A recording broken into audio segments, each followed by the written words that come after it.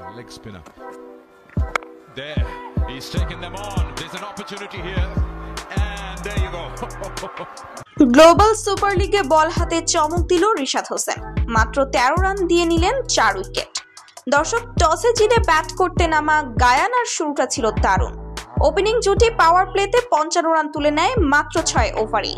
মনে হচ্ছিল তারা হয়তো বিশাল লক্ষ্য দাঁড় করাবে, কিন্তু সপ্তম ওভারে বল হাতে আসেন রিশাদ হোসেন এবং সেখান থেকেই শুরু হয় গায়ানার ব্যাটিং লাইন আপের পতন।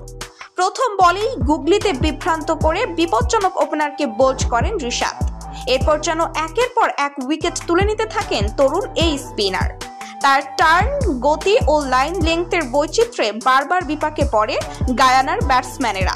শেষ পর্যন্ত রিশাদ তার 4 ওভারের স্পেলে দেন মাত্র 12 রান এবং তুলে নেন 5টি মূল্যবান উইকেট। তার অসাধারণ স্পেলের বদৌলতে গায়ানার ইনিংস থেমে যায় মাত্র 123 রানে। ম্যাচ শেষে ম্যান অফ দ্য ম্যাচের পুরস্কার ওঠে রিশাদের হাতেই। এই পারফরম্যান্সে প্রমাণ হলো লিগের প্রথম ম্যাচেই তিনি হয়ে উঠেছেন দলের সবচেয়ে বড় অস্ত্র। এই রূপে রিশাদই হতে পারেন আসর জয়ের প্রধান চালিকা শক্তি।